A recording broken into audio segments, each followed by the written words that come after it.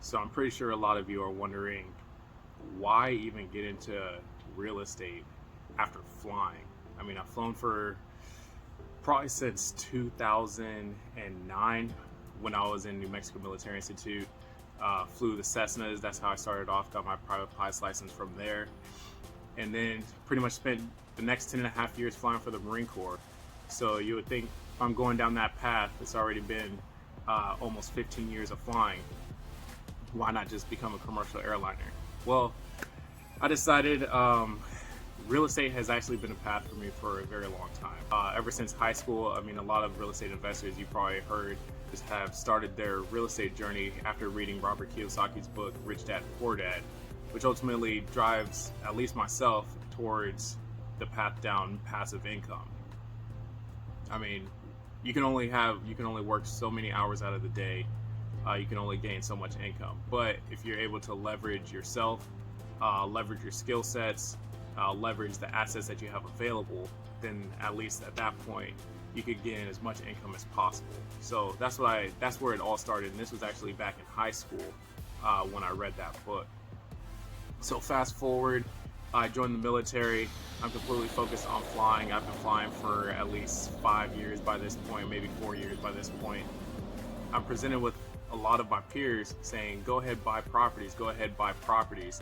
You can use a VA loan, pretty much get your house for free. And that's exactly what I tried to do.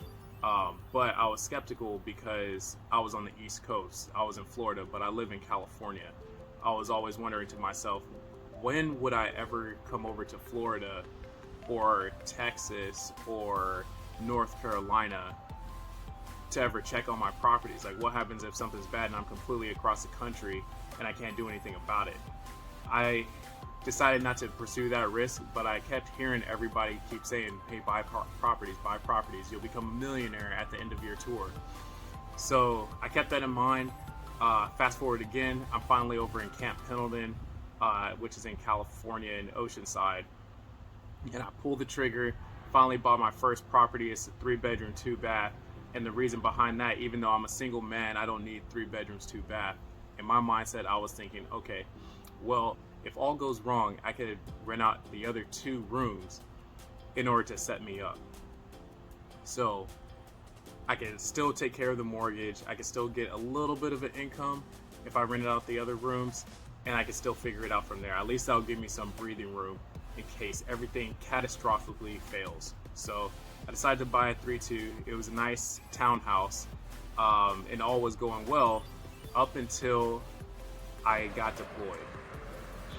And when I got deployed, I was thinking, okay, well, maybe I could have some family member look it over every 2 weeks. I could have a lot of my friend groups go in rotation and check on the property so that at least the lawn won't get overgrown and it won't be very noticeable that the property is vacant. Turns out all my friends are leaving during that time frame and I can't find anybody to watch the house.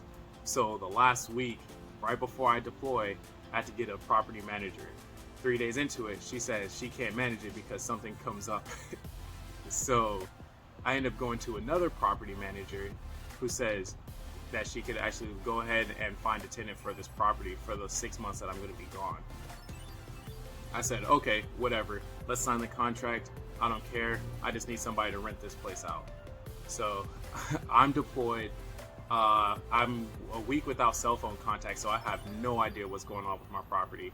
I'm pretty sure she said she was going to fix it up, so I don't know what fixing it up meant. I didn't know if she's going to trim the hedges or if she's going to paint. How much is this going to cost me? I have no idea. I'm in the dark because I don't have a cell phone for the next week after I'm in the Middle East. So I finally get in contact with her. She says, we're still in the search, but we don't have anybody that's qualified at this time. So I'm waiting. 2 months goes by, and she says, we still can't find anybody. And I'm like, I cannot believe this. Well, there's no way somebody's gonna rent in 4 months. Like, that's near an impossibility. But 3 months into it, I'm literally in the process of texting her, hey, go ahead and cancel the search. I'll just eat the mortgage payments for the remainder of the 3 months, and then I'll just head back on home. Turns out, As I'm literally texting her, she texts me and says, I found somebody. It's a traveling nurse who's willing to stay there for 3 months and pay a certain amount above my current mortgage payments, which was awesome. I couldn't be more happy. So now I'm not really hemorrhaging my paychecks to go to this mortgage to a house that I'm not even staying at. I finally get a tenant to stay in my property, pay above mortgage, and even though it's not in the technical sense cash flowing, there is a slight spread between mortgage payments and tenant rent. I'm elated. Finally come back home after 6 months in the Middle East. The tenant vacates, there's no issues, everything was perfect just the way I left it. And that got my brain juices flowing. I said, this is a process that I could repeat, and I should be repeating with multiple houses. So how can I repeat this process without putting 20% down on a property and lose all my cash that I save up in order to repeat that process? Well, I do some research, go into a lot of podcasts, and that's when I find the guy DeRay Olalier, and he's the one who introduced me into creative financing. He's the one who told me that you don't have to spend any of your own money to acquire properties. And there's multiple ways to get into this, but that's where the gears started turning after listening to his podcast. So I do a little bit more research. I go under his mentorship, and I start cold calling for the first time. And it was the most daunting experience, for sure. After I cold call for a little bit, I do some more research. I subscribe to Bigger Pockets, listen to their podcasts. I get the inspiration from Brandon Turner, who owns nearly, I think, 3,000 properties at this point. And I believe the last time I heard one of his webinars, he was saying that he's making about $1 million a month passively on all of his rental properties, which is mind-blowing. So yes, I want to be at that level.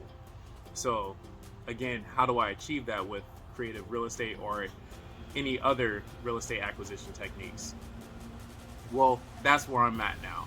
I decided to switch from my pilot career over to a real estate career because there is a lot more potential for profit, and it is a lot more scalable. Even though you do start off with a little bit more money flying and it is more of a secure job, I decided to bet on myself. And I understand that there's a pilot shortage, and a lot of corporations, a lot of companies are clawing for pilots because a lot of them are retiring right now, and it is a prime spot to be for me. And it'll probably be a really good idea to actually just jump on in there. However, I do want to spend a lot more time with my family. I want more autonomy. And at the same time, I feel like if I trust in myself, I can explode this business. So we'll see if it's the right idea. Comment below if you think it's good.